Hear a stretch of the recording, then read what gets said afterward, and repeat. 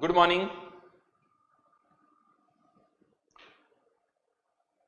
तो last class के अंदर मैंने आपको रेट्स के बारे में बताया था।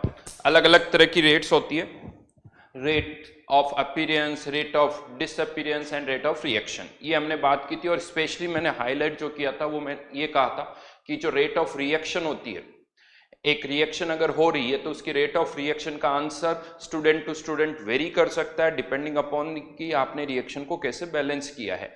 बैलेंसिंग पर वो डिपेंड करती है, सारे आंसर सही हैं।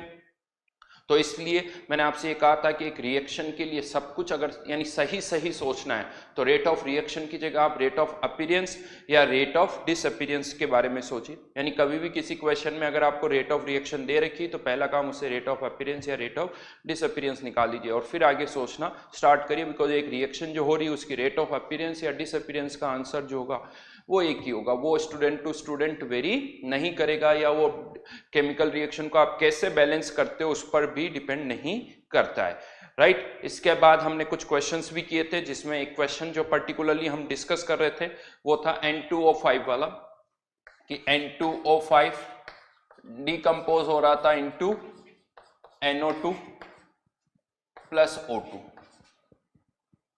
ये एक केमिकल रिएक्शन हो रही थी और इसके लिए एक्सप्रेशन गिवन था आपको N2O5 का, कि N2O5 की किसी टाइम t पर जो कॉन्सेंट्रेशन है वो N2O5 की इनिशियल कॉन्सेंट्रेशन e की पावर माइनस kT, ये एक्सप्रेशन गिवन था। इसके बाद आपको निकालना क्या था, एक क्वेश्चन मैंने आपको दिया था कि NO2 की कॉन्सेंट्रेशन का एक्सप्रेशन निकालना था। NO2 की कॉन्सेंट्रेशन का एक्सप्रेशन आपको निकालना था। फाइंड आउट किया किसी ने? NO2 की कंसंट्रेशन का एक्सप्रेशन विथ टाइम।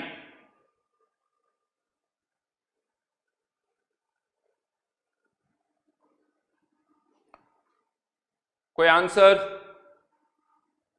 सही। चलिए मैं बताता हूं कैसे आएगा। एक तो मैं इसकी जगह 2 लिख देता हूं क्योंकि ये डेटा हमें गिवन था 2, तो इसको मैं 2 ही लिख देता हूं। 2 टाइम्स तो बहुतों ने इसको कितने टाइम्स कर दिया? 2 टाइम्स यानी 4 इंटू ई की पावर माइनस kT। नहीं, थोड़ा सोचिए इस चीज को, ये क्या है? ये किसी भी टाइम पर N2O5 की कॉन्सेंट्रेशन है, जो कि मतलब अभी भी N2O5 कंटेनर में इतना है, रिमेनिंग कॉन्सेंट्रेशन कह सकते हो आप इसको, रिमेनिंग कॉन्सेंट्रेशन या कॉन्सेंट्रेशन एट टाइम t। तो अब क्वेश्चन ये आता है कि अगर मैं कहता हूं किसी टाइम पर ये इसकी कॉन्सेंट्रेशन अगर 10 है, इसकी कॉन्सेंट्रेशन 10 है, तो क्या ये 20 होगा? नहीं। यहां पर हम ये कहते हैं कि अगर इसकी कॉन्सेंट्रेशन A है और उसमें से अगर X रिएक्ट कर जाता है तो इसकी कॉन्सेंट्रेशन कितनी होगी? 2x, यानी जो पार्ट रिएक्ट कर रहा है उसका डबल। क्या रिमेनिंग है उसका डबल NO2 की कंसंट्रेशन होगी? क्या ये जो रिमेनिंग पार्ट है उसकी डबल NO2 की कंसंट्रेशन होगी? क्या नहीं। जो पार्ट रिएक्ट कर चुका है उसकी डबल किसकी कॉन्सेंट्रेशन होगी? NO2 की। तो क्या ये N2O5 की रिएक्टेड कॉन्सेंट्रेशन है? नहीं, ये N2O5 की रिमेनिंग कॉन्सेंट्रेशन है। इसकी डबल NO2 की कंसेंट्रेशन नहीं होगी। NO2 की कॉन्सेंट्रेशन रिमेनिंग पार्ट की डबल नहीं होती है, NO2 की कॉन्सेंट्रेशन N2O5 के रिएक्टेड पार्ट की डबल होगी। तो पहले तो ये निकालते हैं change in concentration of N2O5, कि N2O5 की कॉन्सेंट्रेशन में कितना चेंज हो रहा है। यानी बेसिकली आप कह सकते हो X हमें निकालना है, तो N2O5 की इनिशियली कॉन्सेंट्रेशन कितनी थी? 2, इनिशियल कॉन्सेंट्रेशन 2, और किसी टाइम t पर कितनी? ये टाइम t पर रिमेनिंग कॉन्सेंट्रेशन, तो initial concentration minus time t पर कॉन्सेंट्रेशन 2 इंटू ई की पावर माइनस kT। ये change in concentration of N2O5 है, ये किसी टाइम पर N2O5 की कॉन्सेंट्रेशन है। इस चेंज को जनरली हम क्या लिख देते हैं? X, ये X हो गया ये।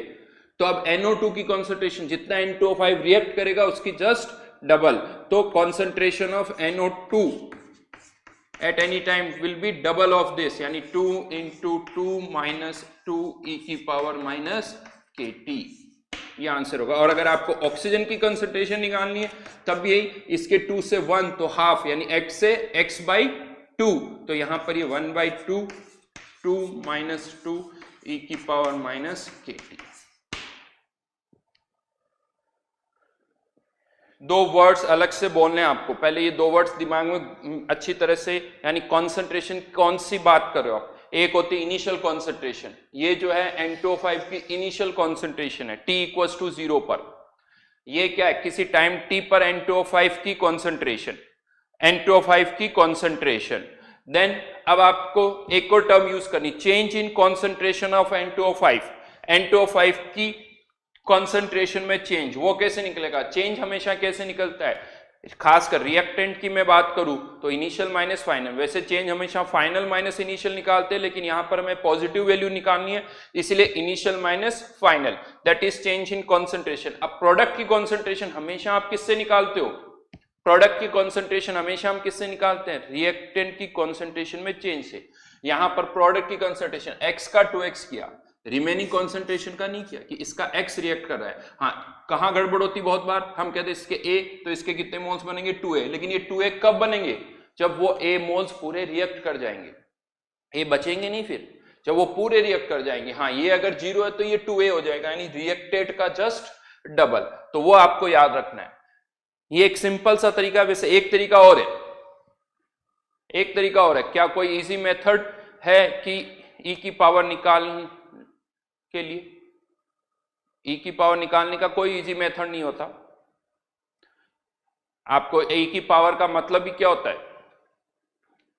एंटी लॉग आप ले रहे हो, उसका कोई इजी मेथड नहीं होता, कैलकुलेटर या लॉग टेबल ही यूज करनी पड़ेगी। हाँ, यहां पर लेकिन इसका मैं एक तरीका और बता रहा हूं, ये तो हमने कॉन्सेंट्रेशन से डायरेक्ट कॉन्सेंट्रेशन को रिलेट किया, आप चाहो तो पहले रेट को रिलेट कर सकते हो। जैसे मुझे पता 1/2, अब मैं रेट की बात कर रहा हूं, d N2O5 at time t divided by dt equals to 1/4 d NO2 upon dt।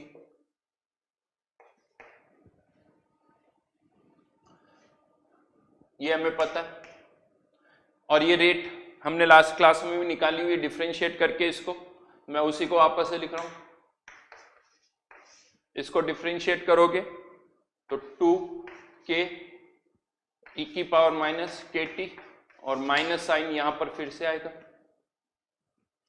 Equals to 1/4 d NO2 t upon dt। 2 से 2 कैंसिल, माइनस से माइनस, तो ये 4k e की power minus kt into D T equals to D NO2 into T.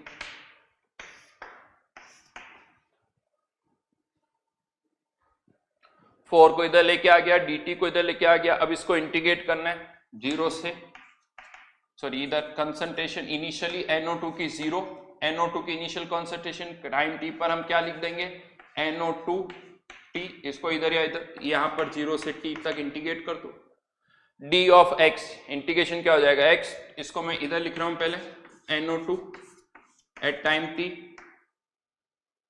0, initially तो 0 है ये, equals to, इसको integrate करो तो 4k e की पावर माइनस kt को माइनस 1/, और e की पावर माइनस kt 4। अब लिमिट पुट कर दो, कैसे के तो कैंसिल, माइनस साइन है तो पहले लोअर लिमिट पुट करूंगा तो 1 माइनस, फिर ये e की पावर माइनस kt।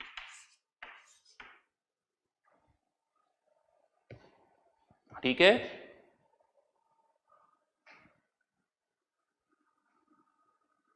तो ये एक तरीका है, हाँ थोड़ा लेंथी है, ये फास्ट था, बट दोनों तरीके आपको आने चाहिए, दोनों तरीके आपको आने चाहिए। मैं फिर से कहूंगा, यहां पर बहुतों को इसमें कंफ्यूजन होता है, कॉन्सेंट्रेशन और रेट पता ही नहीं चलता कि कॉन्सेंट्रेशन की बात करें या रेट की बात करें। ये बहुत अच्छा क्वेश्चन मैंने आपको दिया है, इस क्वेश्चन को आप बहुत अच्छी तरह से देखोगे तो कंफ्यूजन जो है, बहुत सारे कंफ्यूजन आपको आपके क्लियर हो जाएंगे कि रेट, एवरेज रेट और इंस्टेंटेनियस रेट दोनों में डिफरेंस, कंसंट्रेशन और रेट का डिफरेंस, कंसंट्रेशन और इंस्टेंटेनियस रेट का डिफरेंस, तो ये आपको क्लियर हो जाएगा। तो इसलिए यहां पर ये बहुत बेसिक सा लेकिन बहुत अच्छा सा क्वेश्चन है, अच्छी तरह से करिए। क्या पूछा जा रहा है, यहां पर मैंने रेट को इक्वेट किया है, यहां पर रेट इक्वेट करके फिर हमने इसको सॉल्व किया है। ये रेट यहां पर पुट किया है, यहां पर डायरेक्ट किससे रिलेट कर दिया, कॉन्सेंट्रेशन से।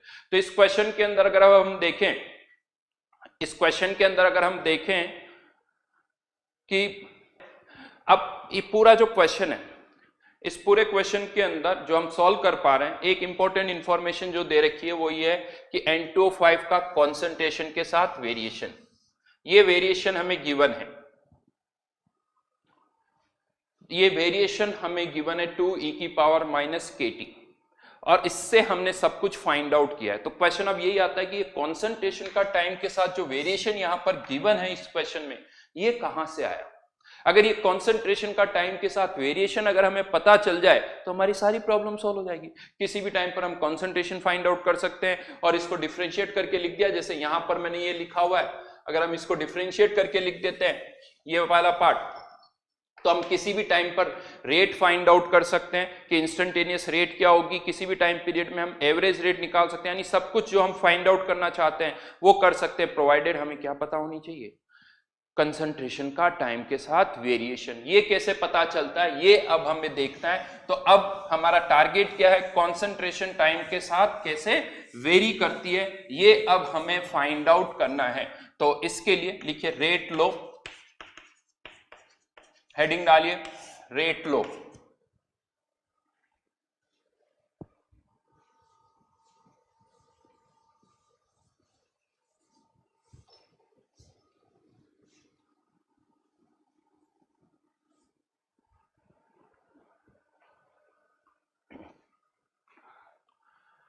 ओके, तो रेट लो क्या होता है वो हम बात करते हैं, बट बेसिक पर्पस कंसंट्रेशन का टाइम के साथ हमें क्या फाइंड आउट करना है, वेरिएशन। लिखिए स्टेटमेंट, लिखिए पहले रेट लो का,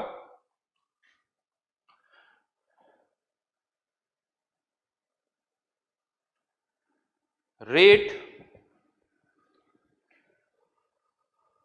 is directly proportional to the rate is directly proportional to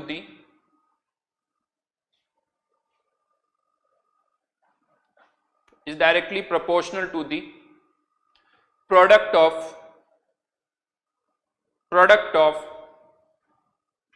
active masses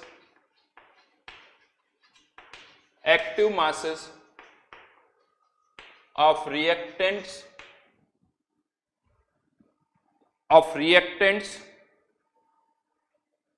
raised to the power some numbers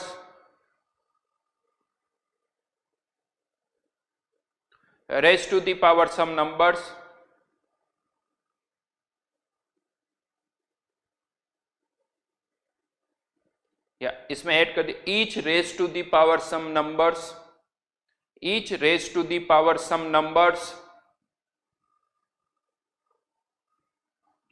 which are determined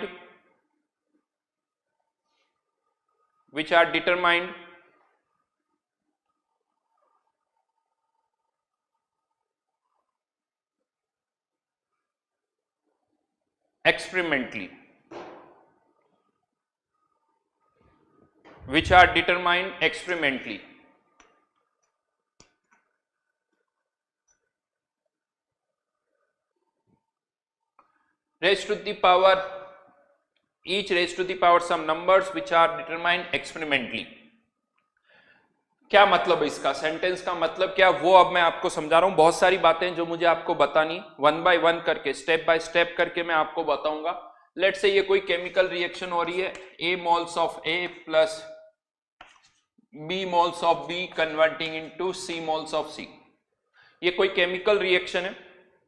तो यहां पर जो रेट लो कह रहा है वो ये कह रहा है कि जो रेट होगी is directly proportional to the active masses of reactants, product of active masses of reactant, in fact active mass of A, active mass of B, product of active masses of reactants, each raised to the power some numbers P and Q, let's say these are some numbers which are determined experimentally। यानी ये जो P और Q है ये हम experimentally determine करते हैं। इसका मतलब ये है कि आप थियोरेटिकली P और Q की वैल्यू फाइंड आउट नहीं कर सकते, ऑन पेपर आप नहीं कह सकते कि ये होनी चाहिए। These are determined experimentally. सबसे पहले इसी की बात करते हैं P। ये जो P मैंने यहां पर लिखा है इसे बोला जाता है ऑर्डर, इसको बोला जाता है ऑर्डर। A की पावर है तो order with respect to A, this is order with respect to A, Q order with respect to B, and P plus Q is known as order of reaction. इसे कहा जाता है order of reaction. देखिए order बोलो या कोई और नाम बोलो, आप पावर भी बोल सकते थे, लेकिन होता है ना x की पावर 2, x की पावर 3 तो सेकंड ऑर्डर इक्वेशन, x की पावर 3 तो थर्ड ऑर्डर इक्वेशन। तो ये ऑर्डर वहां से निकल के आए कि x की पावर लीनियर में x की लीनियर इक्वेशन जो होती है वो फर्स्ट ऑर्डर की होती है, क्वाड्रेटिक जो होती है x की पावर 2 वो सेकंड ऑर्डर की। तो ये वर्ड वहीं से निकल के आया। तो कुछ नहीं, थोड़े दिन आप बोलोगे, 4-5 बार बोलोगे तो आपको ये वर्ड भी नॉर्मल लगेगा। बेसिकली पावर है और कुछ नहीं है, नाम उसको दे दिया ऑर्डर, और इसका कोई मतलब नहीं निकालना, ऑर्डर मतलब पावर, ऑर्डर मतलब पावर, दैट्स इट। और ये टर्म जो है हम कैसे फाइंड आउट कर रहे हैं, एक्सपेरिमेंटली ही हम इसको फाइंड आउट करते हैं।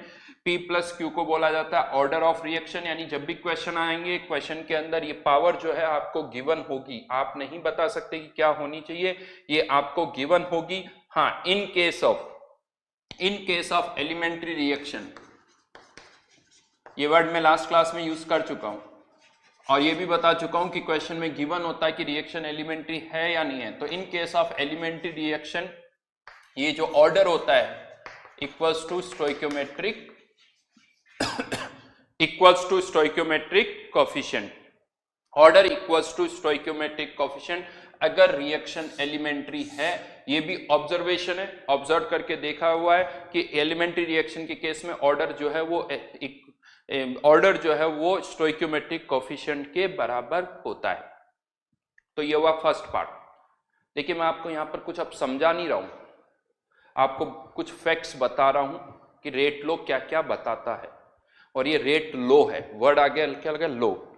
इस लो का मतलब ये होता है कि कुछ ऑब्जर्व्ड फैक्ट्स है जो हम यहां पर लिख रहे हैं, थ्योरी नहीं है। थ्योरी में समझाया जाता है, लॉजिक होता है, यहां हम कोई लॉजिक नहीं दे रहे हैं, जस्ट मैं आपको इंफॉर्मेशन दे रहा हूं जो कि आपको याद रखनी है कि फर्स्ट ये ऑर्डर क्या होता है वो मैंने आपको बताया ऑर्डर के बारे में, और कहा कि एक एलिमेंट्री रिएक्शन के केस में ऑर्डर जो होता है equals to stoichiometric coefficient, right. Then next point पर आते हैं, ये एक्टिव मास क्या होता है। अब क्वेश्चन ऑब्वियसली इतनी देर से आपके माइंड में ये होगा कि सर ये एक्टिव मास क्या होता है। एनीवन, कुछ idea? Anyone? Active word, active mass आया तो हम इसका मीनिंग निकालने की कोशिश करते हैं, यार कुछ एक्टिव जो है वो एक्टिव मास हो जाएगा, क्योंकि मास के आगे एक्टिव वर्ड लग गया तो बड़ा सिंपल सा लॉजिक आता है कि हाँ जैसे हम, तो देखो ये हिंदी या इंग्लिश नहीं पढ़ रहे हो, लैंग्वेज नहीं पढ़ रहे हो कि जिसमें ये मीनिंग हो, ये थोड़ी साइंस है। यहां पर एक्टिव मास का कोई भी मतलब नहीं है जो आप सोच रहे हो। तो फिर क्वेश्चन ये आता है सर हम जो सोच रहे नहीं तो आप बता दो क्या मतलब है, नहीं क्या इसका मतलब है। तो अब वही समझा रहा हूं, लेकिन ऐसा नहीं कि एक लाइन में मैं आपको समझा दूंगा कि देखो एक्टिव मास ही होता है, थोड़ा टाइम लगेगा। एक्चुअली एक रिएक्शन जब होती है तो हम क्या फाइंड आउट करना चाहते हैं कि उसकी रेट क्या होगी। तो एक्सपेरिमेंट्स किए गए, और जब एक्सपेरिमेंट्स किए गए और एक्सपेरिमेंटली हमने एक रिएक्शन की रेट जो है वो एक्सपेरिमेंटली फाइंड आउट कर ली। एक्सपेरिमेंटली हमने रेट निकाली, जैसा मैं लास्ट क्लास में बता रहा था कि मोल्स निकाल लिए किसी टाइम 10 मिनट्स पर, फिर 20 मिनट्स पर, change in moles divide by time taken, उससे रेट आ गई। और फिर हमने रिवर्स में देखा कि ये जो रेट है, अगर ये रेट, क्योंकि रेट हमें एक्सपेरिमेंटली पता चल गई तो ये रेट कैसे हम निकाल सकते हैं। तो हमने यहां पर क्या देखा, ए और एक्टिव मास ऑफ ए और एक्टिव मास ऑफ बी की जगह हमने इनकी मोलर कॉन्सेंट्रेशन पुट की, ए और बी की मोलर कॉन्सेंट्रेशन पुट की। तो हमने देखा कि कुछ रिएक्शन के केस में तो मोलर कॉन्सेंट्रेशन पुट करने पर जो रेट निकल के आ रही है वो एक्सपेरिमेंटल रेट से मैच कर रही है। यानी दो तरह से, एक एक्सपेरिमेंटल रेट हम निकाल चुके हैं और अब हमने यहाँ पर मोलर कंसंट्रेशन पुट करके रेट निकाली, इसे मैं कह देता हूँ थियोरेटिकल रेट। तो ये मैच कर रही थी। बट बहुत सारे केसेस ऐसे थे जहां पर ये जो मोलर कंसंट्रेशन यहाँ पुट करने पर जो रेट निकल के आ रही थी वो एक्सपेरिमेंटल रेट से मैच नहीं कर रही थी। फिर हमने क्या किया, मोलरिटी की जगह मोलैलिटी पुट कर दिया, मोलैलिटी पुट कर दिया। जब हमने यहां पर मोलैलिटी पुट करके रेट निकाली और फिर उस रेट को एक्सपेरिमेंटल रेट से मैच किया, तो कुछ केसेस में तो वो रिजल्ट्स मैच कर गए, बट बहुत सारे केसेस ऐसे थे जिस पर वो मैच जिसमें वो मैच नहीं कर रहा था। फिर हमने और कुछ ट्राई किया, मोल फ्रैक्शन ट्राई किया, तो कुछ रिएक्शन के केस में रिजल्ट्स आ गए, कुछ में नहीं आए। यानी प्रॉब्लम ये हो रही कि हमें ये नहीं पता चल रहा है, हमें ये नहीं पता चल रहा है कि हम यहां पर क्या पुट करें जिससे जो रेट हो वो एक्सपेरिमेंटल रेट से मैच कर जाए, वो रेट जो है वो एक्सपेरिमेंटल रेट से मैच कर जाए, ये नहीं पता चला। किसी केस में मोलरिटी पुट करने पर आंसर आ जाता है, किसी केस में मोल फ्रैक्शन पुट करने पर आंसर आ जाता है, तो किसी और केस में पता ही नहीं चल रहा। यानी बहुत सारे केसेस तो ऐसे थे जहां पर हमें ये भी नहीं पता चल रहा कि मोलरिटी पुट करें, मोल फ्रैक्शन पुट करें, हमें नहीं पता, हमें नहीं पता चल रहा है। तो फिर क्या किया गया, जो रेट लॉ है, यूं कह दो रेट लॉ के अंदर हमने यहां पर दो वेरिएबल इंट्रोड्यूस कर दिए और कह दिया कि ये क्या है, एक्टिव मास। और अब यहां पर इनको जस्ट एक वेरिएबल है जिसको नाम दे दिया एक्टिव मास। कोई वर्ड का मीनिंग नहीं निकालना आपको, आप कुछ और नाम रख सकते थे और नाम रख सकते हो। और अब क्या किया जाता है, जो स्टूडेंट्स पीएचडी करते हैं, पीएचडी करते वक्त यही किया जाता है कि अगर ये एक केमिकल रिएक्शन है, इसमें चेक करो कि क्या डेटा हम यहां पर पुट करें जिससे रिजल्ट्स एक्सपेरिमेंटल रिजल्ट से मैच करें, क्या वैल्यू पुट की जाए। अब जैसे मोलरिटी मैच नहीं कर रहा, लेट से मोलरिटी मैच नहीं कर रहा, तो हम क्या करें, मोलरिटी को किसी फैक्टर से मल्टीप्लाई करो, किसी फैक्टर से मल्टीप्लाई कर दो, और फिर मोलरिटी को किसी फैक्टर से मल्टीप्लाई करें और उससे हम क्या निकाले, एक्टिव मास, और उसको पुट करने से आंसर आ रहा है, तो वो फैक्टर फाइंड आउट करो कि कौन से फैक्टर से मल्टीप्लाई करने पर ये जो रिजल्ट्स है वो एक्सपेरिमेंटल रिजल्ट से मैच कर जाएंगे। अगर आप ये एफ फैक्टर फाइंड आउट कर सको तो बहुत अच्छी बात है। यस, मैं आपको बता दूं, अगर आपने मान लो किसी रिएक्शन के लिए अभी तक हमें वो फैक्टर नहीं पता और आपने वो फैक्टर फाइंड आउट कर लिया, तो you will get a PhD degree, right. तो इसी तरह से यानी हर एक रिएक्शन को स्टडी किया जाता है, हर एक रिएक्शन को स्टडी किया जाता है, ईच एंड एवरी रिएक्शन, उसके लिए कोशिश की जाती है कि क्या फैक्टर हम फाइंड आउट करें। बट ये इतना आसान नहीं है कि ऐसा नहीं कि हाँ फैक्टर 2, 3 आ जाता होगा और हम यहाँ पुट कर देते हो, नहीं, it is very much complicated है, ये इतना आसान नहीं होता है। हाँ, लेकिन इस तरह से एक्टिव मास जो है, एक्टिव मास का कोई मीनिंग नहीं है, कोई डेफिनेशन नहीं है, ये सिंपली एक वेरिएबल है, ये सिंपली एक वेरिएबल है। जैसे x होता ना, x जिसकी वैल्यू 1, 2, 3, 4 कुछ भी आप ले सकते हो, उसी तरह से एक्टिव मास भी एक वेरिएबल है। अब तो कह सकते हो फिर हमें क्या पता चलेगा, क्या पुट करें, हमें कैसे पता चलेगा, तो सही बात है, हमें तो नहीं पता चलेगा ऐसे। तो यहां पर अब इसको सिंप्लीफाई किया गया हमारे लिए, यानी इस जिस लेवल पर अभी हम बात कर रहे हैं 11th 12th के अंदर, इसको सिंप्लीफाई किया गया। कैसे सिंप्लीफाई किया गया, हमें क्या करना है वो मैं आपको बता रहा हूं, बट ये तो था रियलिटी की होता क्या है, ये रियलिटी है। यहां पर मोलरिटी, मोलरिटी, मोल फ्रैक्शन कुछ भी पुट करो, यानी एक वेरिएबल है, क्या पुट करेंगे जिससे आंसर एक्सपेरिमेंटल रिजल्ट से मैच कर जाए। बट अभी के लिए हमें क्या करना है वो मैं बता रहा हूं। तो राइट नाउ आपको इस एक्टिव मास को किससे रिप्लेस करना है वो मैं बता रहा हूं। तो लिखिए अब यहां पर active masses can be replaced by, active masses can be replaced by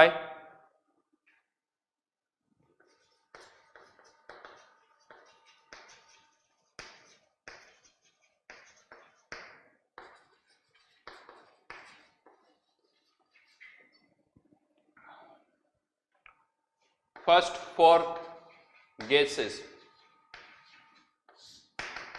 For gases, active masses can be replaced by either molar concentration or partial pressure. Molar concentration और पार्शियल प्रेशर,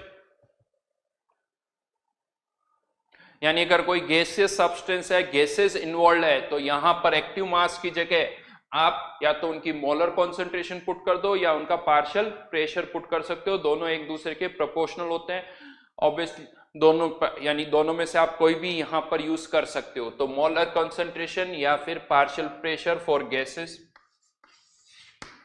फॉर आयंस या solute, यानी किसी solution के अंदर हम बात कर, solute मतलब जो किसी सॉल्यूशन का पार्ट हो, तो in case of ions molar by molar concentration only, active mass को किससे रिप्लेस कर सकते हो, मोलर कॉन्सेंट्रेशन से। And third for solid, pure liquid and solvent, solid, pure liquid and solvent.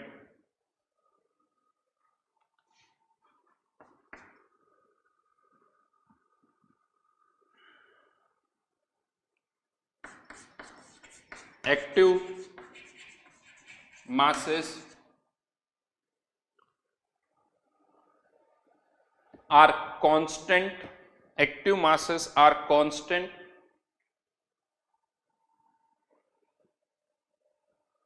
and are merged with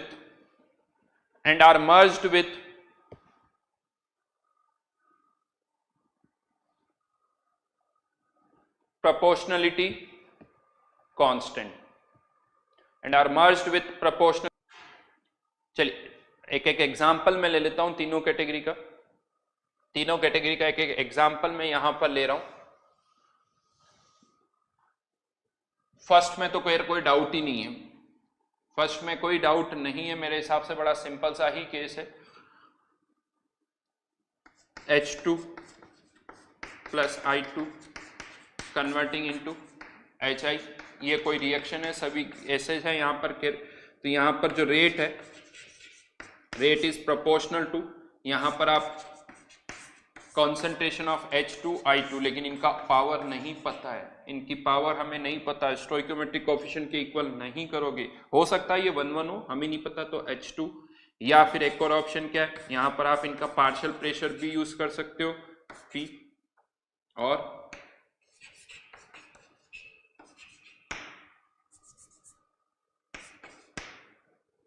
ध्यान रखना ये pressure है और ये पावर है P, तो या तो आप मोलर कॉन्सेंट्रेशन यूज करोगे या फिर पार्शियल प्रेशर आप यहां पर यूज करोगे for gases.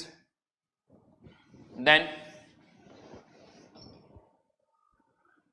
I2 aqueous plus I minus aqueous converting into I3 minus aqueous, rate equals to, rate is proportional to, यहां पर अब हम केवल क्या यूज करेंगे, again power P, I minus की पावर Q।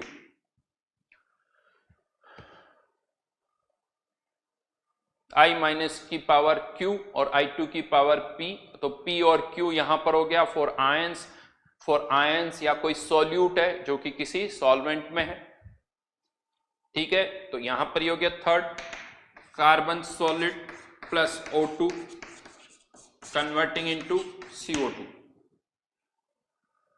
इसकी अगर हम बात करें तो रेट प्रोपोर्शनल टू, अब यहां पर एक्टिव मास ऑफ कार्बन की power P, active mass of oxygen की पावर Q, लेकिन यहां पर अब मैं कह रहा हूं कि एक्टिव मास ऑफ कार्बन, ये तो टर्म क्या रहेगी, कांस्टेंट रहेगी, तो इसको कांस्टेंट टर्म को अलग से लिखने की जरूरत नहीं है, इसको किस में मर्ज कर दो, प्रोपोर्शनलिटी कांस्टेंट के अंदर ये टर्म मर्ज हो गई, तो बचेगा क्या, एक्टिव मास ऑफ ऑक्सीजन, और इस एक्टिव मास ऑफ ऑक्सीजन को आप अगेन या तो कॉन्सेंट्रेशन की टर्म में लिख सकते हो या प्रेशर की टर्म में आप यहां पर लिख सकते हो, इसको लिखने की जरूरत नहीं है। यानी कभी भी रेट का जब हम एक्सप्रेशन लिखते हैं तो उस रेट के एक्सप्रेशन में अगर कोई सॉलिड है तो वो एक्सप्रेशन में आएगा ही नहीं, प्योर लिक्विड नहीं आएगा और सॉल्वेंट जो है वो नहीं आएगा, ये तीनों जो है सब्सटेंस वो रेट के एक्सप्रेशन में नहीं आते हैं, बिकॉज रेट जो है वो इनकी अमाउंट पर डिपेंड नहीं करती।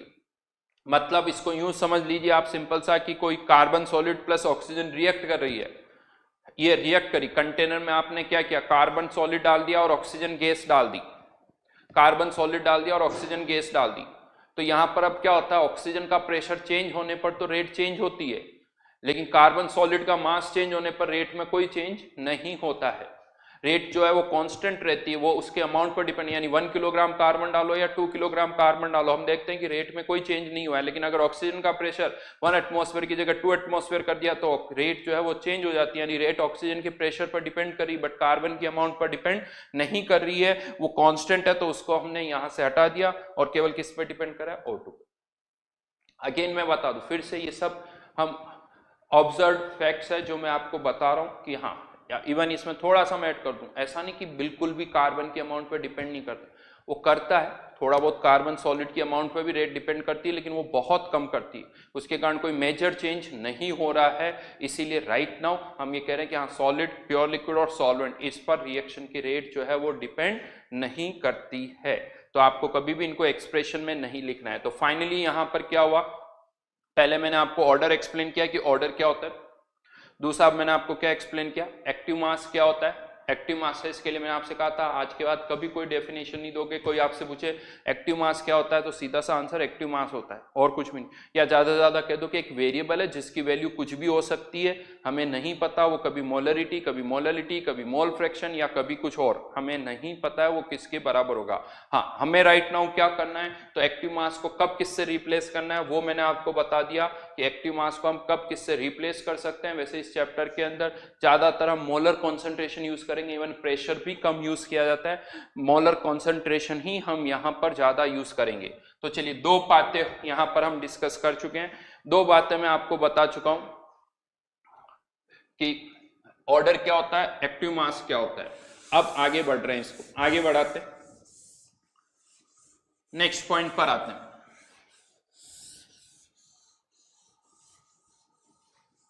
ये यहां पर अभी तक जितने भी मैंने केसेस लिखे आपने नोटिस किया होगा, मैंने यहां पर रेट लिखी है, मैंने यहां पर rate of disappearance, rate of appearance या रेट ऑफ रिएक्शन ऐसा वर्ड नहीं यूज किया है। तो क्या लगता है यहां पर ये जो रेट मैंने यहां पर लिखी है ये कौन सी रेट है, ये रेट जो मैंने यहां पर लिखी ये कौन सी रेट है। इसको अगर मैथमेटिकली आपको लिखना है तो आप क्या लिखोगे, यानी इसकी जगह minus D A upon D T लिखोगे इसकी जगह, या minus 1/8 D A upon D T लिखोगे। क्या डिफरेंस है दोनों में, ये rate of disappearance of A है, ये रेट ऑफ रिएक्शन है, ये rate of disappearance of A है और ये रेट ऑफ रिएक्शन है। या आप यहां पर 1/b लिखोगे समथिंग, कौन सी, ए की टर्म में भी रेट लिख सकता हूं, बी की टर्म में भी लिख सकता हूं, इनफैक्ट सी की टर्म्स में भी लिख सकता हूं। तो यहां पर कौन सी रेट हम लिख रहे हैं, या यहां पर आप कह दो, चलो एक स्टेप और, यानी ये भी लिख सकता हूं, या 1/b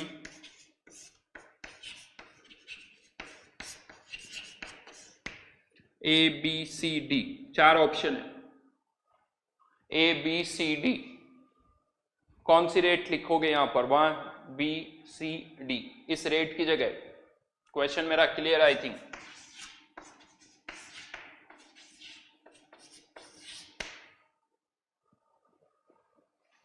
ABCD, यस, सभी लिख सकते हो आप, कोई सी भी रेट लिख सकते हो। हाँ, लेकिन डिपेंडिंग अपॉन रेट यहां पर ये जो प्रोपोर्शनलिटी कांस्टेंट है वो बदल जाएगा। अगर आपने यहाँ पर रेट ऑफ डिसअपीयरेंस ऑफ ए लिखा तो एक तो यहाँ पर इस प्रोपोर्शनलिटी कांस्टेंट को हम बोलते हैं रेट कांस्टेंट, क्या बोला जाता है इसे, रेट कांस्टेंट, रेट कांस्टेंट। लेकिन इस रेट कांस्टेंट की कांस्टेंट वैल्यू डिपेंड करेगी कि ये rate constant with respect to A है, विथ रेस्पेक्ट टू बी है या विथ रेस्पेक्ट टू सी है।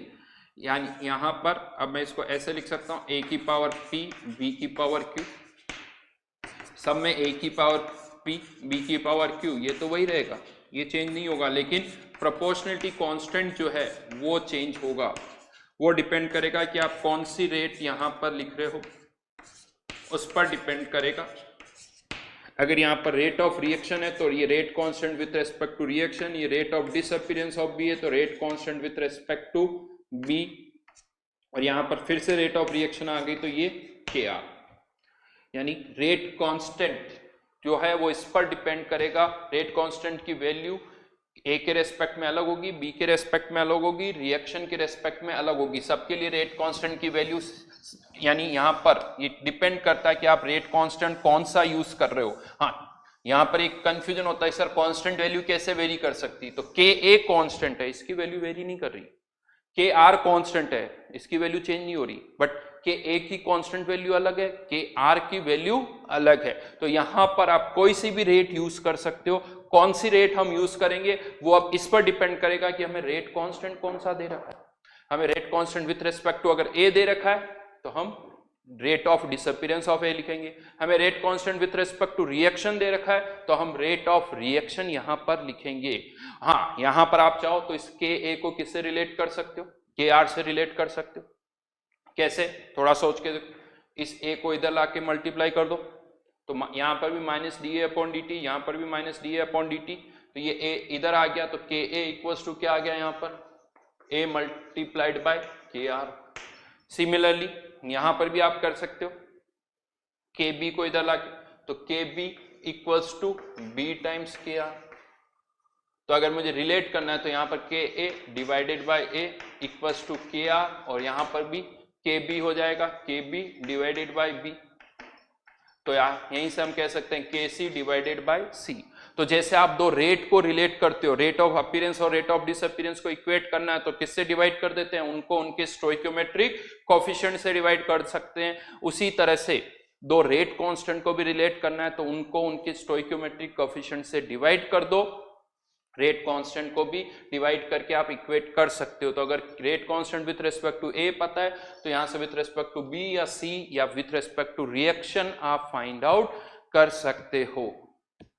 लेकिन फिर से यहां पर भी मैं बता दूं, ज्यादा अच्छा है हम rate constant with respect to A B या सी यूज करें क्योंकि ये चेंज नहीं होंगे। लेकिन rate constant with respect to reaction हमेशा रिएक्शन की बैलेंसिंग के साथ चेंज हो जाएगा। रिएक्शन की बैलेंसिंग बदल दी तो के आर की वैल्यू बदल जाएगी, लेकिन के ए के बी के सी, हाँ किसी एक गिवन रिएक्शन के लिए ये जो वैल्यू है के ए फिक्स्ड है, के बी फिक्स्ड है, के सी फिक्स्ड है। हाँ, ये के ए की वैल्यू तभी चेंज होगी जब टेम्परेचर चेंज होगा। तो एक लाइन आप यहां पर लिख सकते हो आप, rate constant for a given reaction, rate constant for a given reaction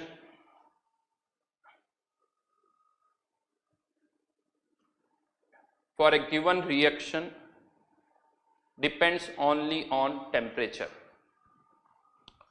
depends only on temperature।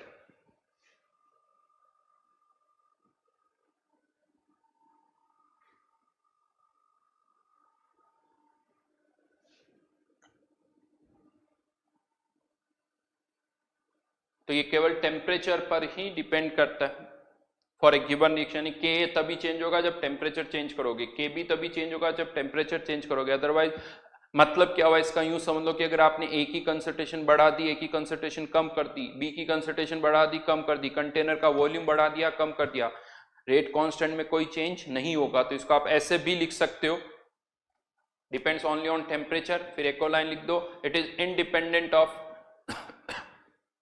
it is independent of concentration of reactants and products।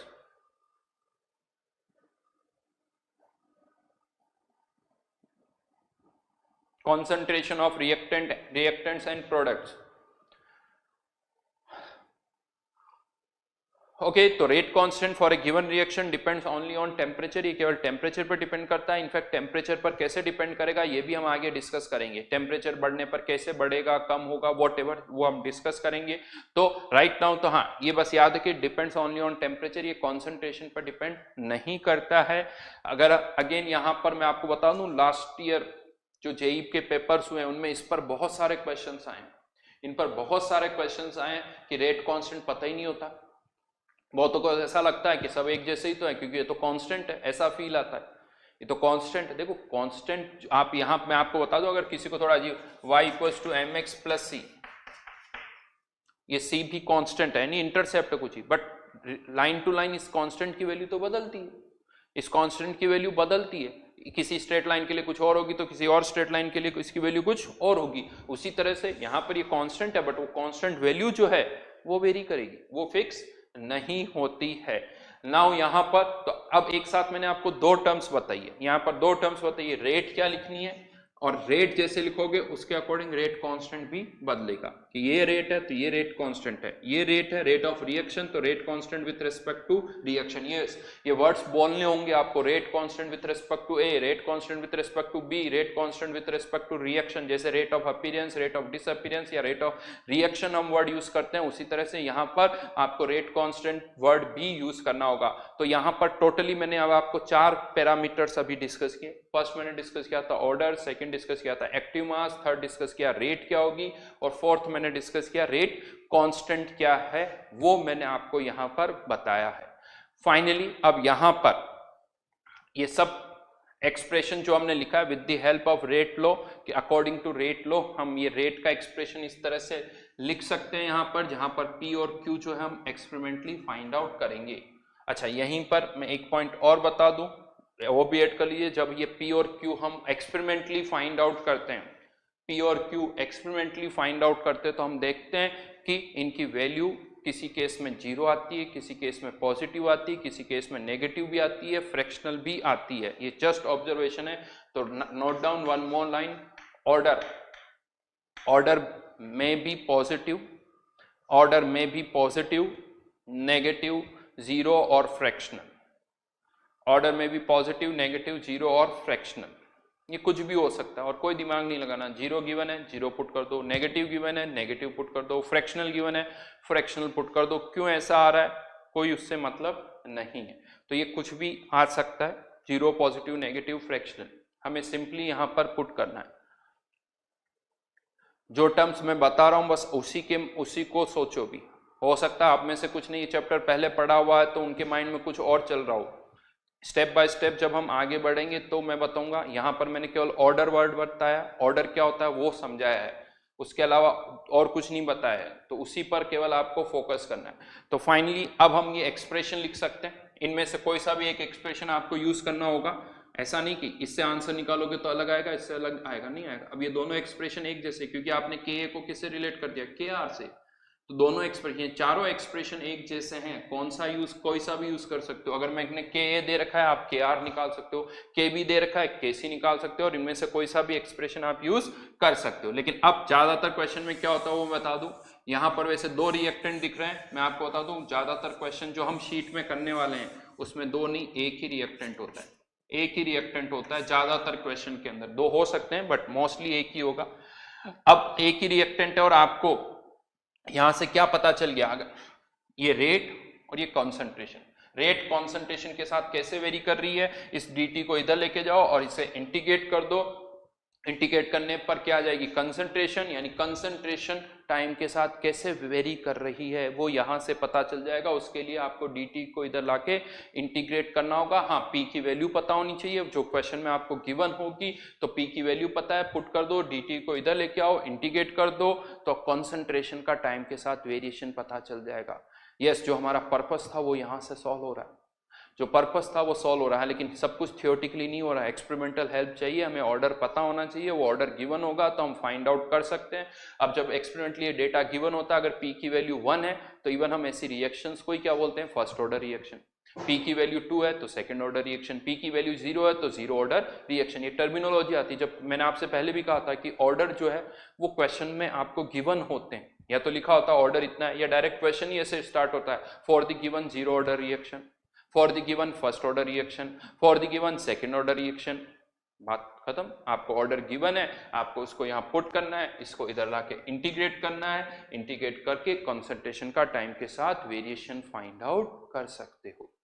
Yes, तो जो हमारा पर्पस था वो रेट लॉ से सॉल्व होता है। रेट लॉ हमारा वो पर्पस जो है वो यहाँ पर सॉल्व कर रहा है। तो अब यहाँ पर मैं 1 बाय 1 करके कुछ डेरिवेशंस करने वाला हूं डिपेंडिंग अपॉन दी p की वैल्यू पर। अगर p की वैल्यू 0 है तो इसे हम कहते हैं 0 ऑर्डर रिएक्शन। तो इससे रिलेटेड कुछ पॉइंट्स है। तो 0 ऑर्डर रिएक्शन की अब मैं बात कर रहा हूं, यानी क्वेश्चन में गिवन है कि ये जो रिएक्शन है वो एक 0 ऑर्डर की है। मान लेते हैं ये कोई रिएक्शन है कन्वर्टिंग इनटू सम प्रोडक्ट। यहाँ पर ए रिएक्टेंट है, एन उसका स्टोइकियोमेट्रिक कोफिशिएंट है, जो कि कुछ भी हो सकता है, 1 2 2 1 2 10 20, आप मल्टीप्लाई कर सकते हो। लेकिन हाँ, हमें पता है कि रिएक्शन का ऑर्डर इस स्टोइकियोमेट्रिक कोफिशिएंट पर डिपेंड नहीं करता है, तो उसका इससे कोई लेना देना नहीं है। अब सिंस गिवन है एक जीरो ऑर्डर रिएक्शन है, यहाँ पर अब थ्रू आउट काइनेटिक्स जो हम डेरिवेशन करेंगे ना, उसमें हम rate of disappearance of A he use करेंगे, क्योंकि मैंने आपसे पहले भी कहा कि रेट ऑफ रिएक्शन अच्छी टर्म नहीं है, उसको कम से कम यूज करो, रेट ऑफ डिसअपीयरेंस ऑफ ए। और अगर यहाँ rate of disappearance of A है तो ये रेट कांस्टेंट भी कौन सा होगा, K A into concentration of A की पावर 0, क्योंकि कौन सा ऑर्डर है, जीरो ऑर्डर है, जीरो ऑर्डर है, इसीलिए ए की पावर 0। यहाँ पर rate constant with respect to A लिखा है, बुक्स में सिंपली के लिखा होता है, तो यहां से देख के आपको समझ में आना चाहिए कि अगर ये rate of disappearance of A है तो ये rate constant with respect to A होगा। बुक्स में के बी लिखा हो ये कोई जरूरी नहीं है, आपको चेक पता होना चाहिए कि ये के कौन सा है, ठीक है। तो यहाँ पर अब मैंने के ए लिखा तो है, लेकिन अब मैं इसको हटा रहा हूँ क्योंकि बुक्स में भी ऐसा नहीं लिखा होता। लेकिन अगर आप मुझसे पूछोगे कि राइट नाउ ये के कौन सा है, तो मैं कहूँगा विथ रिस्पेक्ट टू ए है, क्योंकि यहाँ पर ये कौन सी रेट है, rate of disappearance of A, right. अब क्या करना होगा, इंटीग्रेट करना होगा। कैसे, बड़ा आसान है, के ए की पावर 0, ये डी टी, इंटीग्रेट 0 से टी, और यहाँ पर initial concentration t equals to 0 पर ए की कॉन्सेंट्रेशन को ए नॉट, किसी टाइम t पर कॉन्सेंट्रेशन को ए टी। यहाँ पर मैं बता दूं, किसी टाइम t पर कॉन्सेंट्रेशन को आप ए टी भी लिख देते हो, और सिंपली ए लिखा हुआ है तो भी उसका मतलब वही है, वेरिएबल। ए नॉट लिखा हुआ है, ए नॉट लिखा हुआ है मतलब t इक्वल्स टू 0 पर कॉन्सेंट्रेशन। डी ए का इंटीग्रेशन, जैसे डी एक्स का इंटीग्रेशन क्या होता है x, तो डी ए का इंटीग्रेशन a, लिमिट पुट कर दोगे तो A T minus A not, कुछ माइनस साइन गड़बड़ कर दी मैंने, ये माइनस साइन था यहाँ नहीं लगाया तो वापस से लगा रहा हूँ, ठीक है, equals to minus K T, के बाहर आ जाएगा क्योंकि ये कांस्टेंट है, बाहर आ गया माइनस के टी, तो A T equals to A not minus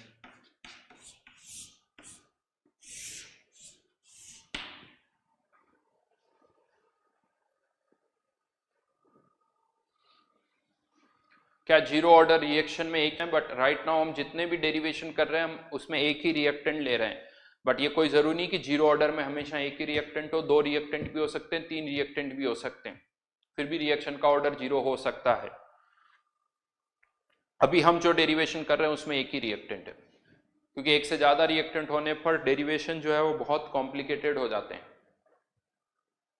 तो राइट नाउ जितने भी डेरिवेशन हम कर रहे हैं इनिशियली उसमें एक ही रिएक्टेंट है और हम मान रहे हैं कि उसका ऑर्डर भी 0 है। तो फाइनली हमारे पास फॉर्मूला आ गया, किसी टाइम टी पर एक ही कंसंट्रेशन टाइम के साथ इस तरह से वेरी कर रही है। बड़ा सिंपल सा एक्सप्रेशन है, लीनियर एक्सप्रेशन है, जैसे जैसे टाइम बढ़ेगा कंसंट्रेशन जो है वो कम हो रही है। तो एक सिंपल सा डेरिवेशन, इंटीग्रेट कर दिया इसको,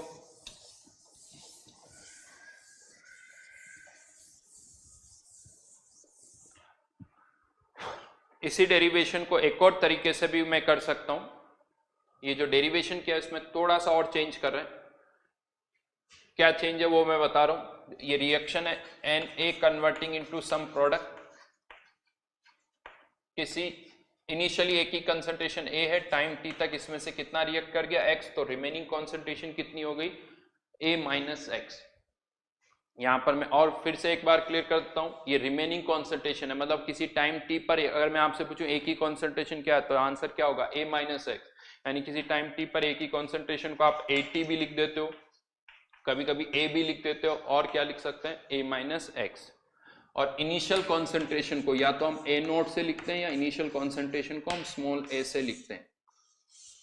ये याद रखना, कोई सी भी टर्म हम यहां पर यूज कर लेते हैं, ये इनिशियल कॉन्सेंट्रेशन, ये टाइम टी पर कॉन्सेंट्रेशन, जो एक्सप्रेशन हमने लिखा था minus D A upon D T equals to K A की पावर 0।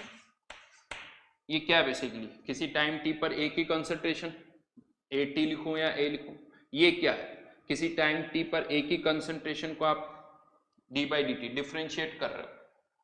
अब किसी टाइम टी पर एक ही कंसंट्रेशन को मैं a माइनस एक्स भी लिख सकता हूँ, किसी टाइम पर एक ही कंसंट्रेशन को मैं a माइनस एक्स भी लिख सकता हूँ। ये देखिए यहाँ पर के a माइनस एक्स, खैर इसकी पावर 0 है तो यहाँ कुछ भी लिखो वो तो 1 ही रहेगा। इधर तो आ गया के a माइनस एक्स की पावर 0, इधर इस ब्रैकेट को ओपन करना होगा क्योंकि डिफरेंशिएट करो D by D T of a minus X, A तो क्या है कांस्टेंट है, तो D by D T of a क्या हो गया 0, D by D T of a हो गया 0, माइनस माइनस प्लस, और यहाँ पर क्या जाएगा D x upon D T, क्योंकि x चेंज हो रहा है, x की वैल्यू चेंज हो रही है। यहाँ पर अब आप फिर से इसको इंटीग्रेट कर सकते हो, डी एक्स इक्वल्स टू के डी टी 0 से t, यहाँ पर t इक्वल्स टू 0 पर कोई चेंज नहीं होगा, तो t इक्वल्स टू 0 पर चेंज 0, टाइम t पर चेंज कितना हो गया x, इसको इंटीग्रेट करोगे तो x इक्वल्स टू के टी, x इक्वल्स टू के टी। ये x क्या है, change in concentration of reactant, ये रिएक्टेंट की कॉन्सेंट्रेशन का चेंज है, x change in concentration of a। यहाँ पर इस फॉर्मूले से एक ही कॉन्सेंट्रेशन में चेंज पता चल रहा है और यहाँ से आपको किसी टाइम t पर एक ही कॉन्सेंट्रेशन पता चल रही है, दोनों फॉर्मूले एक ही है। आप इसको वापस से रीअरेंज कर सकते हो। बेसिकली ये क्या है, माइनस लगा दो तो ये क्या है, change in concentration of A, हाँ उल्टा करना होगा A not minus A T. Change कितना होता है कॉन्सेंट्रेशन में, इनिशियल कॉन्सेंट्रेशन मतलब initial concentration minus final concentration, तो इसको अगर आप रीअरेंज करोगे तो वो वही चीज आ जाएगी ए नॉट माइनस ए टी, और इसी को हम क्या लिख सकते हैं एक्स। तो ये कोई अलग फॉर्मूला नहीं है, ये एक ही फॉर्मूला है। आपको क्या फाइंड आउट करना है ये इस पर डिपेंड करता है। आपको चेंज इन कॉन्सेंट्रेशन निकालना है, ये फॉर्मूला यूज कर लो। एक ही फाइनल कॉन्सेंट्रेशन निकालनी है, ये फॉर्मूला लिख लो। हाँ ज्यादा आप चाहते हो तो AT निकाल के भी x निकाल सकते हो या x निकाल के भी AT निकाल सकते हो, तो वो आप पे डिपेंड करता है कि आप कैसे क्या करना चाहते हो। ठीक है, तो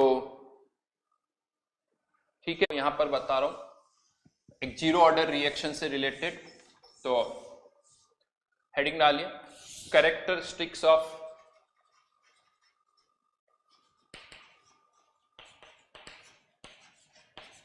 zero order reaction. First point,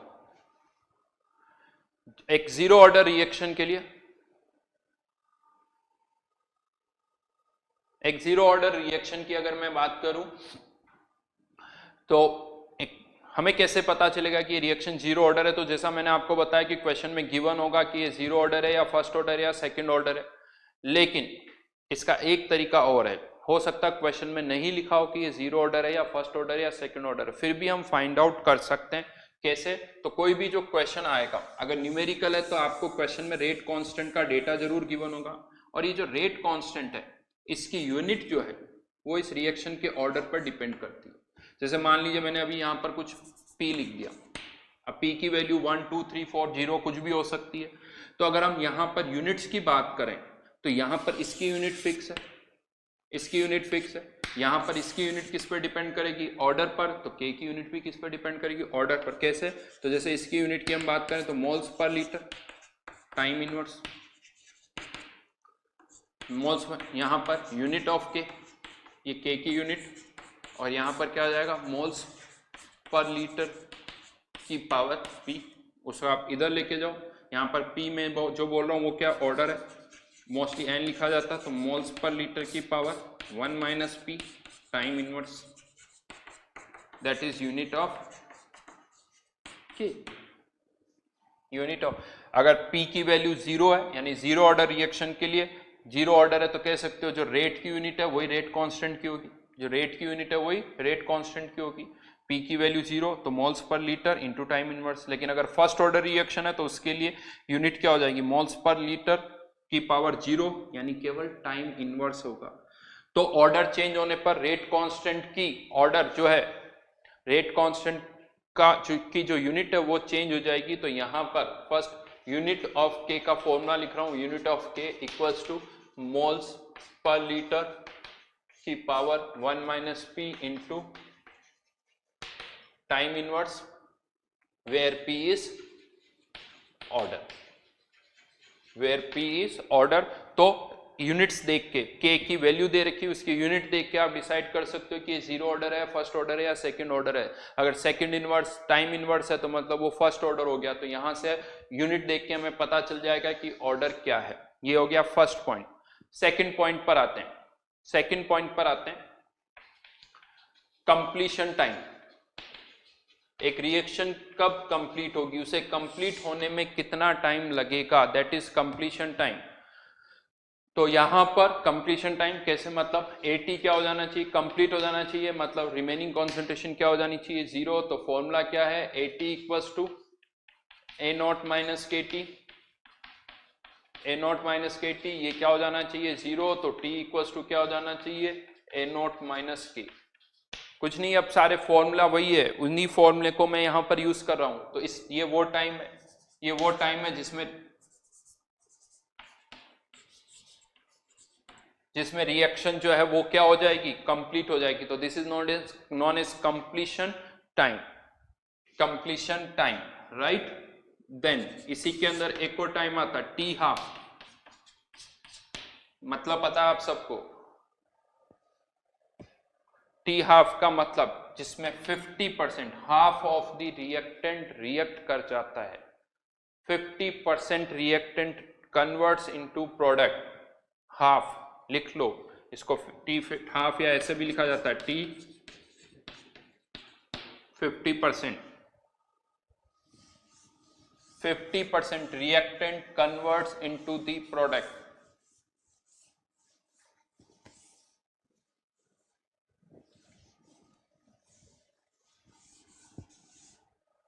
ये क्या होगा, 50% कन्वर्ट हो गया, इसका मतलब 80 कितना बचा, आधा, मतलब A0/2।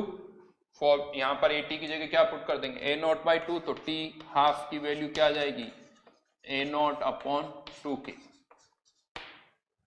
A0/2K।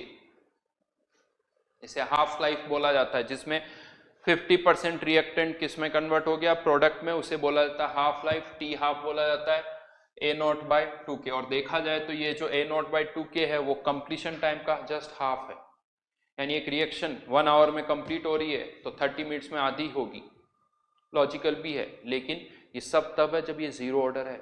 जरूरी नहीं कि जीरो ऑर्डर में जैसा हो वैसा फर्स्ट ऑर्डर में होगा, वैसे ही सेकंड ऑर्डर में होगा, ऐसा नहीं होगा। हाँ, राइट नाउ जीरो ऑर्डर है, 1 आवर में एक रिएक्शन कंप्लीट हो रही है तो 30 मिनट्स में वो 50% होगी फॉर जीरो ऑर्डर रिएक्शन। क्यों ऐसा हो रहा है, क्योंकि जीरो ऑर्डर के केस में जो रेट है, जीरो ऑर्डर के केस में जो रेट है -dA/dt वो कांस्टेंट है, क्योंकि A की पावर यहाँ क्या हो गई 0। तो ये जो रेट है वो कांस्टेंट है। यानी एक और अच्छा सा पॉइंट आप लिख सकते हो, fourth point, for zero order rate is independent of, for zero order rate is independent of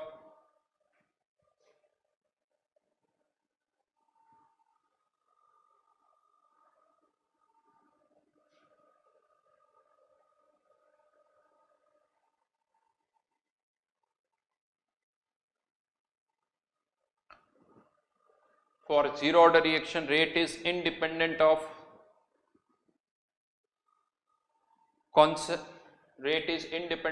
concentration as well as time।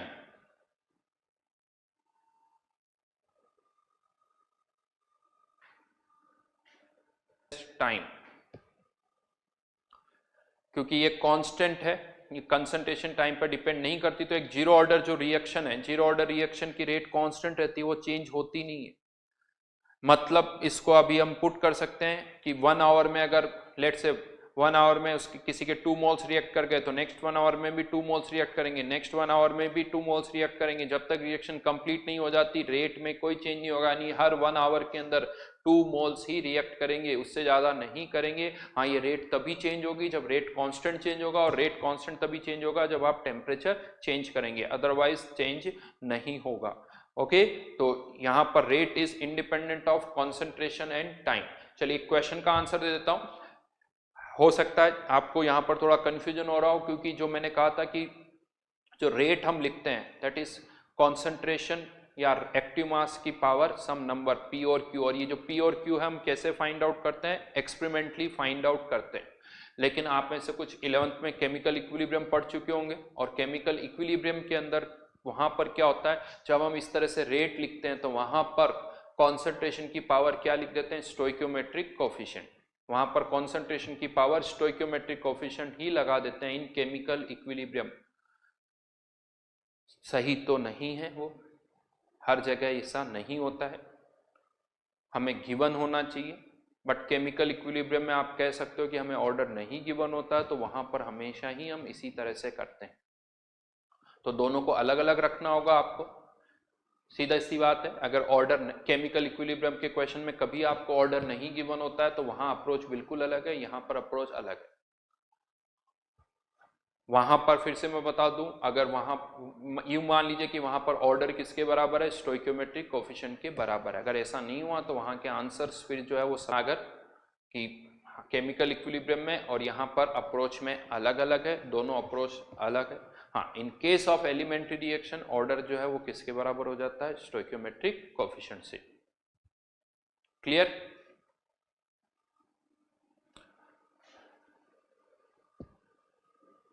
अब वापस से मैं इस पॉइंट पर आता हूं, फोर्थ पॉइंट कि rate is independent of concentration as well as time, क्योंकि रेट क्या है, कांस्टेंट। इसी चीज को हम ऐसे भी पुट कर सकते हैं यहां पर कि जैसा भी मैंने बताया कि अगर एक जीरो ऑर्डर रिएक्शन है, जीरो ऑर्डर रिएक्शन है, T इक्वल्स टू 0 पर कंसंट्रेशन है, लेट से 100, 10 मिनट्स के बाद या टाइम T पर इस 80 रह जाता है, तो 2T टाइम के बाद कह सकते हो कि 60 रह जाएगा, 3T टाइम के बाद 40 रह जाएगा, यानी इक्वल टाइम में इक्वल अमाउंट कम होगी, क्योंकि रेट कांस्टेंट है। इक्वल टाइम में इक्वल अमाउंट रिएक्ट करेगी, because rate is constant, rate change नहीं हो रही है। तो यहां पर एक पॉइंट लिख सकते हो आप, fifth point, in equal interval of time, in equal interval of time,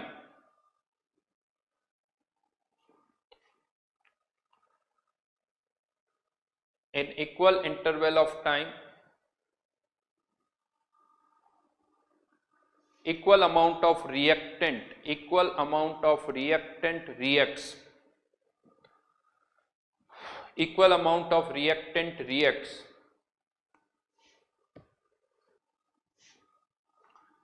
in equal interval of time equal amount of reactant reacts। मतलब 1 आवर में जैसे टी टाइम में 20 मोल्स, तो नेक्स्ट टी टाइम में फिर 20 मोल्स, नेक्स्ट टी टाइम में फिर 20 moles. Rate क्या है, कांस्टेंट है।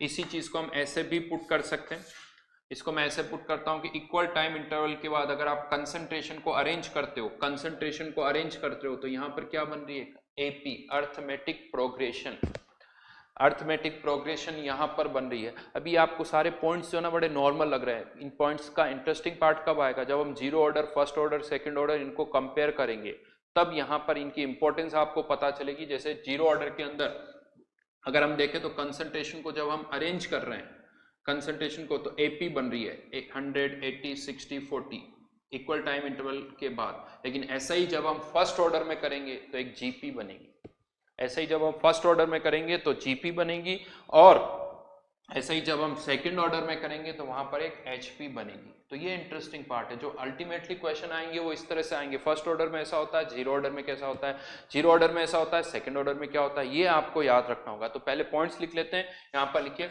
Concentration of reactant. 6th point is concentration of reactant after equal interval of time,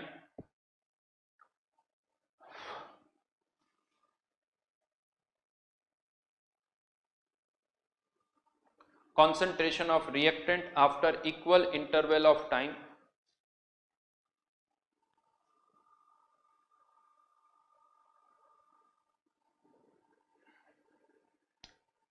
if arranged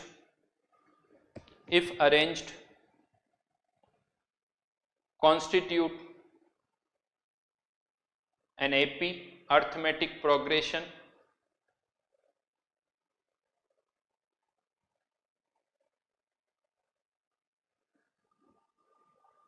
arithmetic progression with common difference minus kT। With common difference minus K T. ये point use कैसे होगा आगे वो मैं बता दूं। कभी कभी जेई में इस तरह के क्वेश्चन आते हैं कि बताओ ये जीरो ऑर्डर है या फर्स्ट ऑर्डर है या सेकंड ऑर्डर है।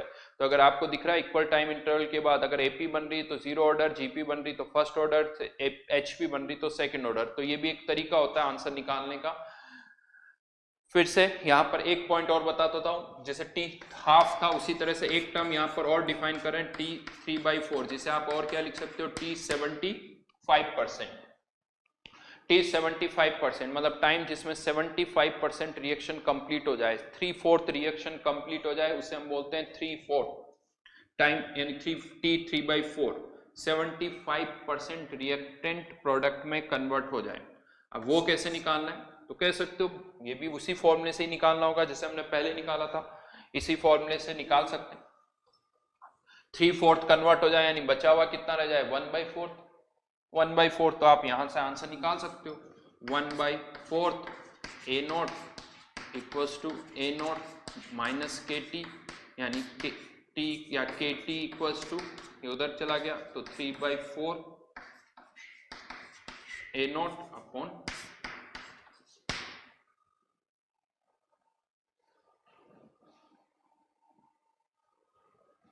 राइट। लेकिन इसी को अब हम थोड़ा दूसरे तरीके से निकालेंगे। ये भी एक तरीका है, ये भी एक तरीका है टी 3/4 निकालने का, लेकिन इसको अलग तरह से और कैसे निकाल सकते हैं वो मैं बता रहा हूं। तो इस टी 3/4 को आपको ऐसे सोचना है 75%, अगर कोई रिएक्टेंट 75% रिएक्ट कर रहा है तो उसको मैं ऐसे भी बोल सकता हूं कि 50% रिएक्ट हुआ, और फिर उसके बाद अब कितना 50% रिएक्ट होने के बाद कितना 25%। नहीं, इसको हम ऐसे नहीं बोलते 20, हम इसको ऐसे बोलते हैं 50% और फिर 50%। हाँ कंफ्यूजन हो सकता है सर 50% और फिर 50 तो 100% हो गया। नहीं, जब हम 50% प्लस 50% बोलते हैं तो जो बाद वाला 50% है वो उसके रिमेनिंग का 50% है।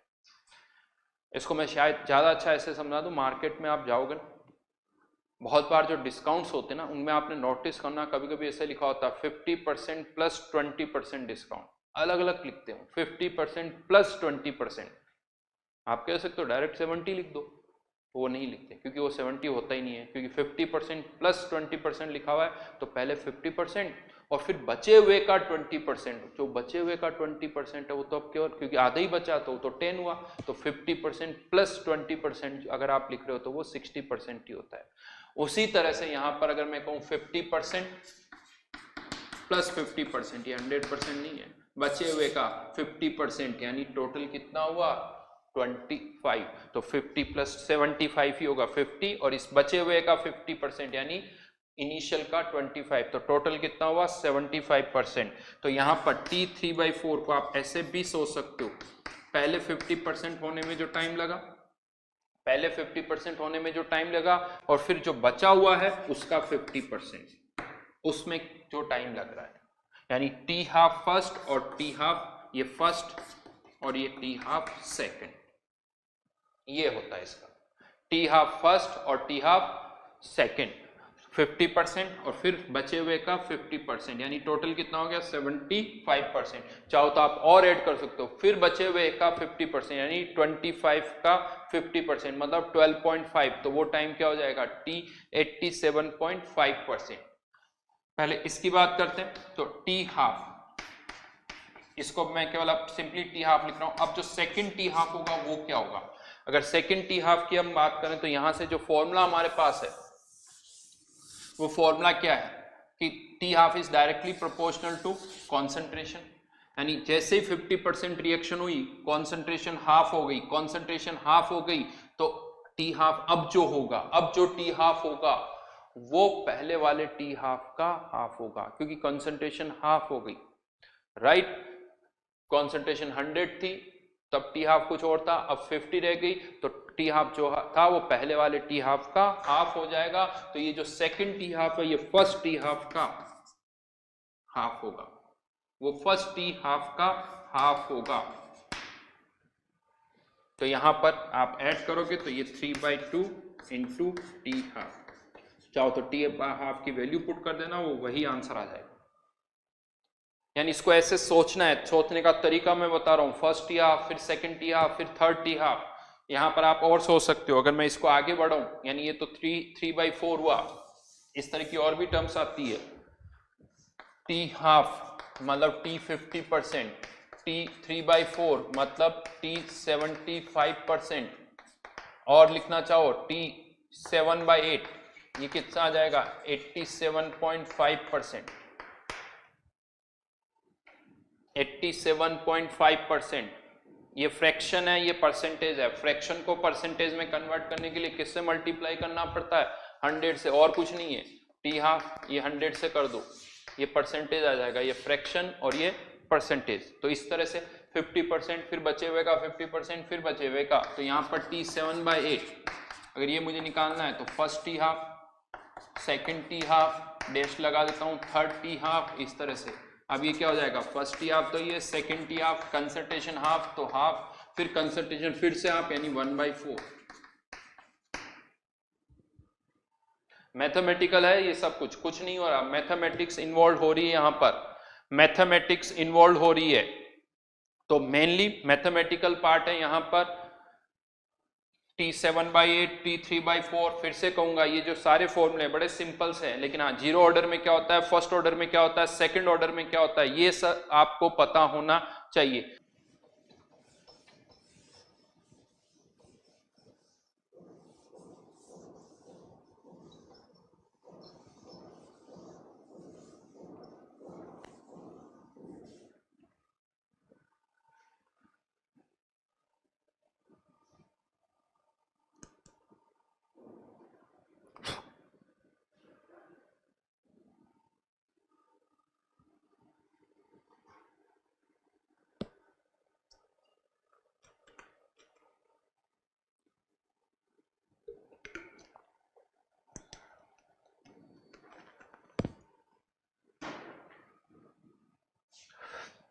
ठीक है, देन कुछ कर्व्स हम यहां पर प्लॉट करते हैं, graphical representation.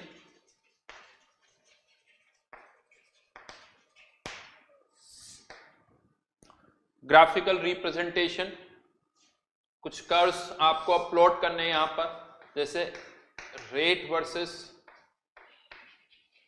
Time, rate versus concentration,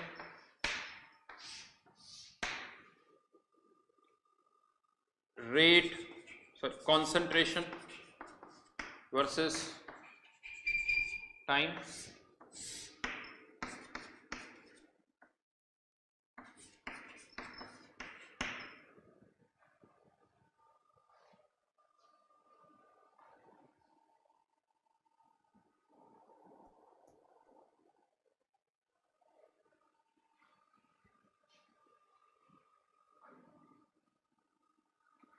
सोचिए। लेकिन कोई भी कर्व प्लॉट करने से पहले इक्वेशन सोचिए, क्योंकि कर्व प्लॉट तभी कर पाओगे जब कोई ना कोई इक्वेशन होगी। तो ऐसा नहीं कि मुझे लग रहा है सर ये कर्व ऐसे होना चाहिए, ऐसा नहीं होना, नहीं, पहले यहां पर इसकी इक्वेशन लिखिए जिसमें रेट और रेट वाली टर्म हो। तो हर एक की इक्वेशन आपके पास होनी चाहिए, फॉर्मूला कह दो, इक्वेशन बोल दो, एक ही बात है। और वो फॉर्मूला लिखो और फिर कर्व के बारे में सोचो, मैथमेटिकली सोचना है यहाँ पर। मैथमेटिकली आपको सोचना है कि किस तरह का कर्व होना चाहिए, तो हर एक का एक फॉर्मूला लिखा होना चाहिए और फिर आपको कर्व प्लॉट करना है। चलिए, रेट वर्सेस टाइम, यहां पर मैंने कहा था इक्वेशन पता होनी चाहिए। जो इक्वेशन है वो हमें पता होनी चाहिए। रेट की इक्वेशन क्या है, तो वही माइनस ये रेट है dA/dt, और एक फर्स्ट ऑर्डर के केस में ये रेट तो क्या है, कांस्टेंट है, a⁻0। तो ये रेट और ये कांस्टेंट, तो ये हॉरिजॉन्टल लाइन, और ये इंटरसेप्ट किसके बराबर होगा, k के बराबर होगा। Then rate versus a,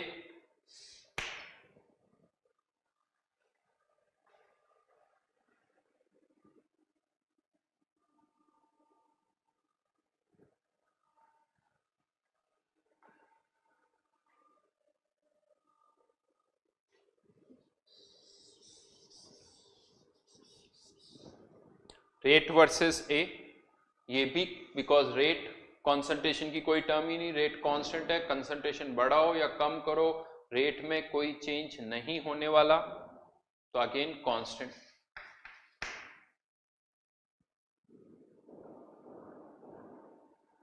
concentration versus time, हाँ इसका फॉर्मूला है हमारे पास AT equals to A0 minus KT। तो ये कंसंट्रेशन AT, टाइम के साथ स्ट्रेट लाइन डिक्रीजिंग कर्व, यहां पर आके आके जीरो, ये टाइम कौन सा होगा, कंप्लीशन टाइम, जिसे मैं क्या लिख सकता हूं A0 by K।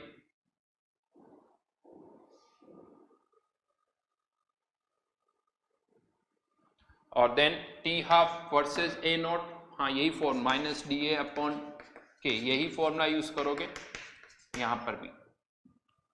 T half versus A0, T half equals to A0 by 2K। जैसे A0, अब यहां पर ध्यान रखना इस कर्व का थोड़ा फील अलग है।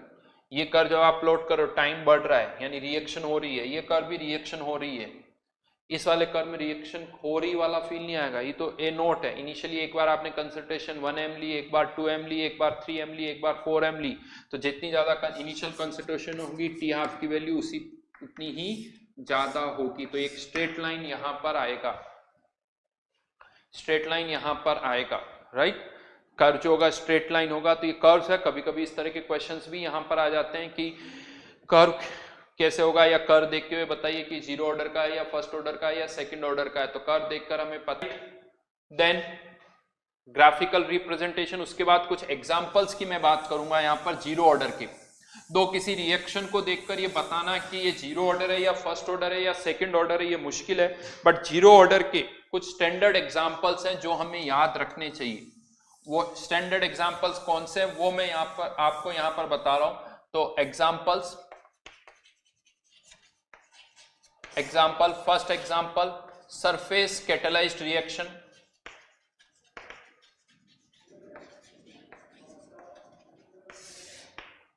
सरफेस कैटालाइज्ड रिएक्शन एक बहुत सारी रिएक्शन से, अमोनिया का डीकंपोजिशन है, ये प्लेटिनम की प्रेजेंस में आप करते हो तो ज्यादा फास्ट होता है, एक सरफेस कैटालाइज्ड रिएक्शन है। और इस रिएक्शन की रेट को अगर हम देखें तो इस रिएक्शन की जो रेट होती है, इस रिएक्शन की रेट जो है वो अमोनिया की कॉन्सेंट्रेशन पर डिपेंड नहीं करती है, हाँ डिपेंड करती है किस पर, surface area of platinum, surface area of platinum. But अब आप सोचे एक कंटेनर जिसके अंदर अमोनिया है और इसमें आपने कुछ प्लेटिनम डाल दिया, प्लेटिनम जितना भी डाला होगा उसका एरिया तो फिक्स है क्योंकि वो कंज्यूम नहीं हो रहा है, तो प्लेटिनम का जो एरिया है वो तो फिक्स्ड है, कांस्टेंट है, ये तो चेंज हो नहीं सकता। अमोनिया की पावर क्या हो गई, 0, तो यहां पर 1 आ गया, तो रेट क्या हो गई, कांस्टेंट। और अगर रेट कांस्टेंट है तो इसे हम क्या बोलते हैं, जीरो ऑर्डर रिएक्शन। रेट अगर कांस्टेंट है तो इसे बोला जाता है जीरो ऑर्डर रिएक्शन। हाँ ये रेट की वैल्यू चेंज हो जाएगी, अगर आप ज्यादा प्लेटिनम डाल दोगे, प्लेटिनम का सरफेस एरिया ज्यादा हो जाएगा तो रेट भी ज्यादा हो जाएगी, लेकिन इस अब जो रेट होगी वो कांस्टेंट होगी, वो कांस्टेंट वैल्यू पहले से अलग होगी लेकिन होगी तो कांस्टेंट। यानी रेट सरफेस एरिया पर डिपेंड कर रही है, बट वो सरफेस एरिया जो है वो ड्यूरिंग द रिएक्शन चेंज नहीं हो रहा है, surface area during the reaction constant है, तो इसीलिए रेट भी कांस्टेंट है यहां पर। यानी रेट एक फैक्टर पे तो डिपेंड कर रही है लेकिन वो फैक्टर जो है वो कांस्टेंट है, इसीलिए रेट भी यहां पर कांस्टेंट है। और रेट कांस्टेंट यानी ऑर्डर क्या हो गया, जीरो ऑर्डर रिएक्शन। तो जितनी भी ये सरफेस कैटालाइज्ड रिएक्शंस होती हैं ये सब जीरो ऑर्डर रिएक्शन होती है। इसको मैं यूं थोड़ा और समझा दूं आपको कि रिएक्शंस कैसे होती है सरफेस कैटालाइज्ड। इनमें क्या होता है, सरफेस एरिया जो होता है उस पर अमोनिया के मॉलिक्यूल्स आके एडजॉर्ब होते हैं, एडजॉर्ब होने के बाद नाइट्रोजन और हाइड्रोजन के बीच का बॉन्ड टूट जाता है।